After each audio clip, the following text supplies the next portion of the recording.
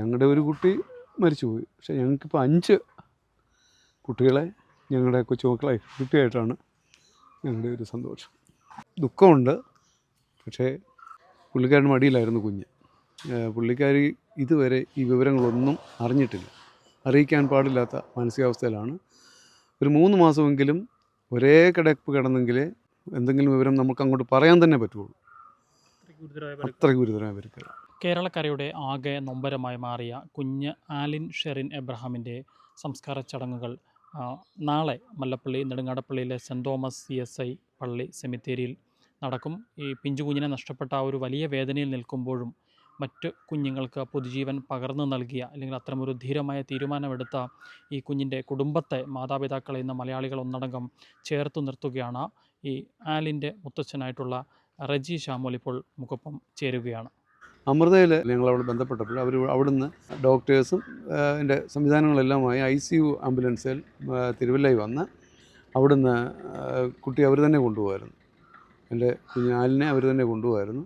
അവിടെയും നല്ല ട്രീറ്റ്മെൻറ്റ് കിട്ടി. പക്ഷേ അത് ഒരു തരത്തിലും അത് പരിഹരിക്കാൻ പറ്റാത്ത പരുക്കുകളാണ് കുഞ്ഞിന് ഉള്ളിലേറ്റത്, ആലിന് ഉള്ളിലേറ്റത്. അത് കണ്ടുപിടിച്ചു, പരമാവധി അവർ നോക്കി. തലച്ചോറിനുള്ള ക്ഷതമാണ് മരണകാരണമെന്ന് അവർ സ്ഥിരീകരിച്ചു. അത് പരിഹരിക്കാൻ പറ്റത്തില്ല എന്നുള്ളത് എല്ലാ പരിശോധനയും സർജറിയും ഒക്കെ നടത്തി. അങ്ങനെ ഇരിക്കുകയാണ് ഈ 7-ാം ദിവസം ഡോക്ടേഴ്സ് പറഞ്ഞത് ബ്രെയിൻ ഡെത്ത് ആയോന്ന് ഞങ്ങൾക്ക് പരീക്ഷിക്കേണ്ടിയിരിക്കുന്നു. ആദ്യത്തെ പരിശോധന തന്നെ അത് നെഗറ്റീവായിട്ടാണ് കണ്ടത്. പിന്നെ അത് പ്രോട്ടോകോൾ അനുസരിച്ച് അങ്ങനെ സ്ഥിരീകരിക്കാൻ പാടില്ല. അതിൻ്റെ പ്രോട്ടോകോൾ അനുസരിച്ച് പിറ്റേ 9 മണിക്കൂർ കഴിഞ്ഞ് ഒരു പരിശോധന നടത്തിയപ്പോഴാണ് കൺഫേം ചെയ്തത്. ഞാൻ അവിടെ തന്നെ ഉണ്ടായിരുന്നു. ഈ പരിശോധനയ്ക്ക് കുറച്ച് ദിവസങ്ങൾ അവിടെ 2-3 ദിവസം അവിടെ ഉണ്ടായിരുന്നു. രക്ഷയില്ലെന്ന് നമ്മൾ ഉറപ്പിച്ച സമയത്ത് ഞാനിങ്ങ് തിരിച്ചു പോരുന്നു. ഇനി അവിടെ അധികം ആളിൻ്റെ ആവശ്യമില്ല, തിരിച്ചു പോകുന്നു. ഞാൻ വീട്ടിൽ വന്ന് ഇന്നലെ ഉച്ചയ്ക്ക് 1:30 ആയപ്പോൾ മകൻ എന്നെ വിളിക്കുന്നു. ഓർഗൻസ് ഡൊണേറ്റ് ചെയ്യാൻ ഞാനും ഷെറിനും കൂടെ താല്പര്യപ്പെടുന്നു, എനിക്കെന്തെങ്കിലും എതിർപ്പുണ്ടോ? ഞാൻ അന്നേരം ആയിക്കോട്ടെ എന്ന് ഒരു ആലോചനയില്ലാതെ ആയിക്കോട്ടെ എന്ന് പറയുകയാണ് ചെയ്തത്. അത് കഴിഞ്ഞാണ് കാര്യങ്ങളെല്ലാം, നിങ്ങൾ കണ്ട കാര്യങ്ങളെല്ലാം നടന്നത്. ആരോഗ്യമന്ത്രിയുടെ ഒരു ഇടപെടലാണ് ഇതിന് കൂടുതൽ കാര്യങ്ങൾ നടത്തിയെന്നാണ് ഞങ്ങൾക്കുള്ള വിശ്വാസം. ഏതായാലും ഞങ്ങൾക്കിപ്പം ദുഃഖമുണ്ട്, പക്ഷേ അതിലേറെ സന്തോഷമുണ്ട്. സന്തോഷമെന്ന് പറയുമ്പോൾ ഞങ്ങളുടെ ഒരു കുട്ടി മരിച്ചുപോയി. പക്ഷേ ഞങ്ങൾക്കിപ്പോൾ 5 കുട്ടികളെ ഞങ്ങളുടെ കൊച്ചുമക്കളെ കിട്ടിയായിട്ടാണ് ഞങ്ങളുടെ ഒരു സന്തോഷം. അന്ന് ഈ അപകടത്തിൽ മറ്റാർക്കെങ്കിലും പരിക്കേറ്റിരുന്നു? എൻ്റെ മരുമകളുടെ അപ്പനും അമ്മയും എൻ്റെ കൊച്ചുമോളും കൂടാണ് ഈ വണ്ടിയിലുണ്ടായിരുന്നത്. അവർ കോട്ടയത്തൊരു ചടങ്ങിൽ പങ്കെടുത്തിട്ട് തിരുവല്ലയ്ക്ക് വരികയായിരുന്നു. തിരുവല്ലയിലേക്ക് വരുന്നതിനിടയിൽ ചിങ്ങവനം പള്ളം ബോർമക്കവല വെച്ച് എതിരെ വന്ന ആ കാറ് നിയന്ത്രണം വിട്ട് വരികയായിരുന്നു. മുന്നിലുണ്ടായിരുന്ന വണ്ടിക്കാരൻ പറഞ്ഞു, അയാൾ നിർത്തി കണ്ടു. ഇവർ നിയന്ത്രണം വിട്ട് വന്ന് അയാളെ ഇടിക്കാൻ നോക്കിയപ്പോൾ അയാൾ വെട്ടിച്ച് മാറ്റി. ഈ പുറകെ വരുന്ന വണ്ടിക്ക് ഇടിക്കുമെന്ന് ഉറപ്പായപ്പോൾ അയാൾ നിർത്തി. അയാളാണ് ആശുപത്രി കൊണ്ടുപോയ തിരുവല്ലക്കാരൻ, പിക്കപ്പ് വണ്ടിക്കാരൻ. അപ്പോൾ ആ ഇടിയുടെ ആഘാതത്തിൽ 4 പേർക്കും പരിക്കേറ്റു. കുഞ്ഞ് അൺകോൺഷ്യസായി, എൻ്റെ കൊച്ചുമോൾ അൺകോൺഷ്യസായി. മോൾക്ക് ചെറിയ പരിക്കുണ്ട്, നെഞ്ചിന് പരിക്കേറ്റ്, നല്ല ശ്വാസം മുട്ടലൊക്കെ ഉണ്ട്. മോടെ ഫാദറാണ് വണ്ടി ഓടിച്ചിരുന്നത്. അത് എയർ ബാഗ് ഉണ്ടായിരുന്നുകൊണ്ട് ഈ പെഡലിക്ക് ഒരു ചെറിയ പൊട്ടലും റിപ്സിന് ചെറിയ പൊട്ടലും ഉള്ളത്. നട്ടലിന് ചെറിയ പരിക്കുകൾ, അത് പരിഹരിക്കാനുള്ളേ ഉള്ളൂ. പക്ഷേ മരുമകളുടെ അമ്മ, ഷെറിൻ്റെ അമ്മയ്ക്ക് ദേഹമാസകലം പരിക്കാണ്. പറഞ്ഞറിയിക്കാൻ വയ്യാത്ത ഒടിവുകളും ചതവുകളുമാണ്. പുള്ളി റിട്ടയർഡ് ടീച്ചറാണ്. പുള്ളിക്കാരൻ മടിയിലായിരുന്നു കുഞ്ഞ്. പുള്ളിക്കാരി ഇതുവരെ ഈ വിവരങ്ങളൊന്നും അറിഞ്ഞിട്ടില്ല. അറിയിക്കാൻ പാടില്ലാത്ത മാനസികാവസ്ഥയിലാണ്.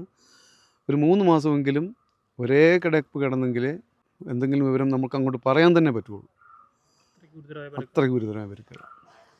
കുഞ്ഞിൻ്റെ സംസ്കാര ചടങ്ങുള്ള കാര്യങ്ങൾ എങ്ങനെയാണ്?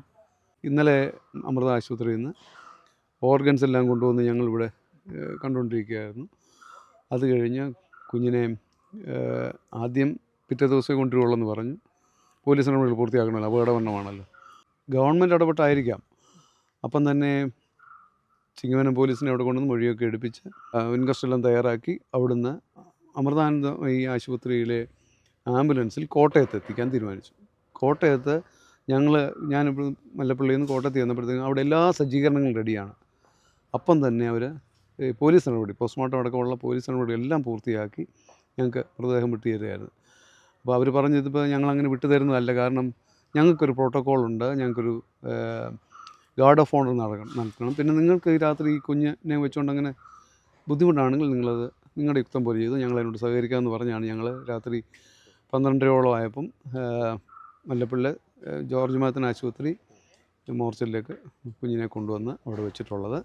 നാളെ രാവിലെ 6 മണിക്ക് അവിടുന്ന് കുഞ്ഞിനെ എടുത്ത് ആലിനെ എടുത്ത്